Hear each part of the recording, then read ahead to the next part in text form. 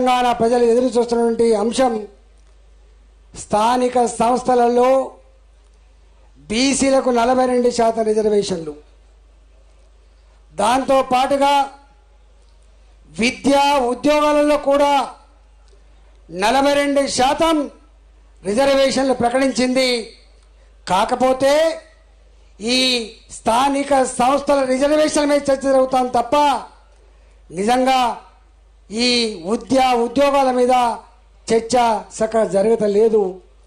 కానీ ఈ రాష్ట్రంలో అధికారంలో ఉన్న పార్టీ కాంగ్రెస్ పార్టీ, మొన్నటి దాకా పాలించిన పార్టీ బీఆర్ఎస్ పార్టీ అధికారంలో ఉన్ననాడు 23% బీసీ రిజర్వేషన్ పడిపోతే నిమ్మకు నీరెత్తినట్టుగా ఉంది తప్ప అయ్యో వాళ్ళకు రిజర్వేషన్లు కల్పించాలని చెప్పి నిజాయితీగా చిత్తశుద్ధిగా ఏ పని చేయాలో ఆ పని చేయక బీసీ ప్రజల కళ్ళల్లో మట్టి కొట్టిన పార్టీ కాబట్టి ఇవాళ మరొకసారి అబద్ధాలతో కాలం గడిపే ప్రయత్నం చేస్తున్న రేవంత్ రెడ్డి ఇప్పటికే ఓటమిని అంగీకరించిండు. 42% రిజర్వేషన్లు సాధించకపోతే ఏ పార్టీకి ఆ పార్టీ 42% రిజర్వేషన్ కల్పించి మనం బాధ్యత నెరవేర్చాలని చెప్పి ముసలి కన్నీళ్లు కారుస్తున్నాడు. కాబట్టి ఇవాళ బీఆర్ఎస్ పార్టీకి అడిగే నైతిక హక్కు లేదు. కానీ ఇవాళ రేవంత్ రెడ్డి సర్కార్ని గల్లా పట్టి అడగగలిగే సత్తా శక్తి భారతీయ జనతా పార్టీ మాత్రమే ఉంది. కాబట్టే ఇవాళ మనం ఈ ధర్నా కార్యక్రమం చేస్తూ ఉన్నాం. అనేక అంశాలు ఉన్నాయి. నేను 2023 ఎన్నికల ముందు ఇదే రేవంత్ రెడ్డి గారు రైతు డిక్లరేషన్, యువ పాలసీ, యువ డిక్లరేషన్, విద్యార్థుల పాలసీ, మహిళా డిక్లరేషన్, ఈ డిక్లరేషన్ల పేరిట 6 గ్యారంటీలు, 66 హామీలు, 400 పైచిలుకు రకాల పనులు ప్రకటిస్తున్నప్పుడు ఆనాడు భారతీయ జనతా పార్టీ నాయకుడిగా నేను ఒక మాట అడిగిన, ఒక కొత్త ప్రాంతీయ పార్టీ పుట్టుకొస్తే వాళ్ళకు అవగాహన లేక హామీలు ఇచ్చేటువంటి కల్చర్ ఉండొచ్చు, గుట్టకైతే కడతా ఉన్నా పోతే గడ్డి పోసపోతుందని చెప్పేటువంటి భావన ఉండొచ్చు. కానీ రేవంత్ రెడ్డి, నీ పార్టీ ఈ దేశాన్ని 50 సంవత్సరాలు పాలించిన పార్టీ. నీ పార్టీ రాష్ట్రంలో, ఉమ్మడి రాష్ట్రంతో కలుపుకుంటే 45-50 సంవత్సరాలు పాలించిన పార్టీ. మరి అనుభవం ఉన్న పార్టీగా, పాలించిన పార్టీగా నువ్వు ఇన్ని రకాల హామీలు ఇస్తా ఉన్నావు. సాధ్యమైద్దా కాదా? అవగాహన ఉన్నదా లేదా? లేదు. ఎన్ని అడ్డమైన హామీలైనా ఇచ్చి ప్రజల్ని మోసం చేసి అధికారంలోకి రావాలనే తపన ఉందా అని చెప్పి ఆనాడు నేను అడిగినా. ఆయన దానికి సమాధానంగా కొంతమంది మిడిమిడి జ్ఞానం వాళ్ళు, అవగాహన లేని వాళ్ళు మాట్లాడుతున్నారు. కాంగ్రెస్ పార్టీ మాట ఇస్తే తప్పదు, మడమ తిప్పదని చెప్పిండు రేవంత్ రెడ్డి. కానీ నేను అడుగుతా ఉన్నా, 6 నెలలలోపే స్థానిక సంస్థలలో 42% రిజర్వేషన్లు పెట్టి ఎన్నికలు నిర్వహిస్తా అని చెప్పినటువంటి నీ మాట ఇవాళ ఏమైంది మిస్టర్ రేవంత్ రెడ్డి?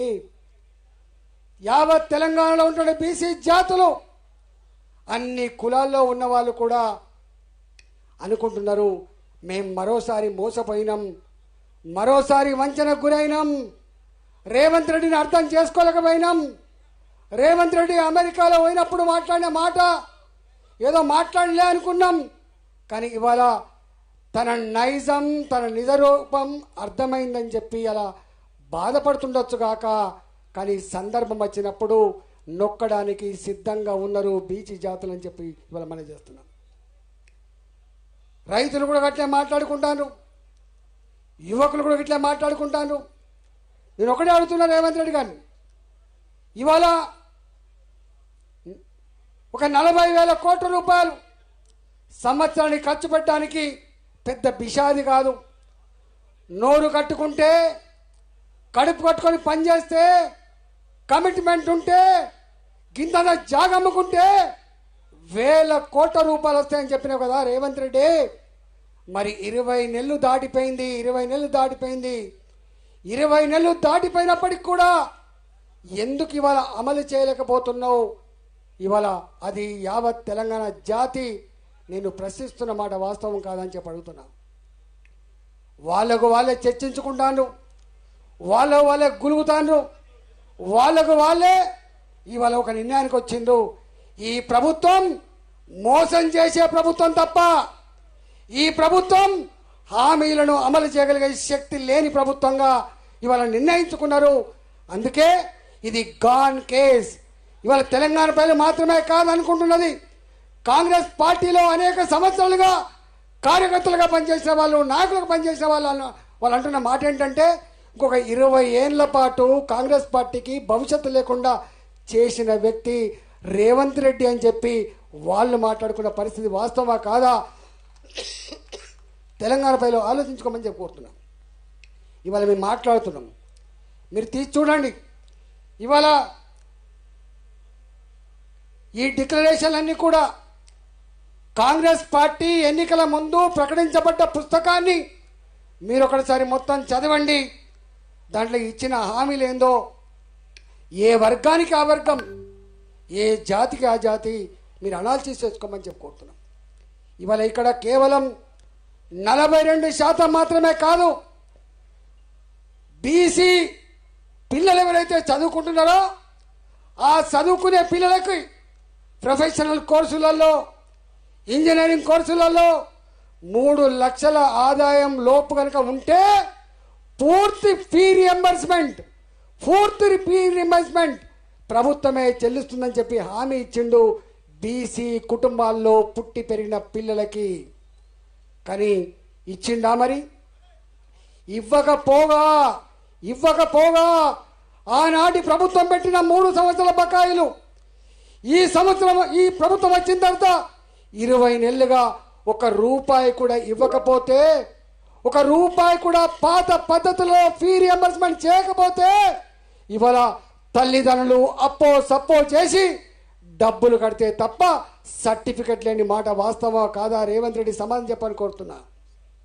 ఇవాళ నువ్వు కొత్త హామీ దేవుడు ఎరుగు, 3 లక్షల రూపాయల లోపున్న పిల్లలకు ఫీజు రియంబర్స్మెంట్ దేవుడు ఎరుగు. కానీ పాత పద్ధతులలో బకాయిలు చెల్లించమని చెప్పి భారతీయ జనతా పార్టీ డిమాండ్ చేస్తూ ఉంది. లేకపోతే నీ భర్తం పడ్డానికి సిద్ధంగా ఉందని చెప్పి హెచ్చరిస్తూ ఉన్నాం. ఇవాళ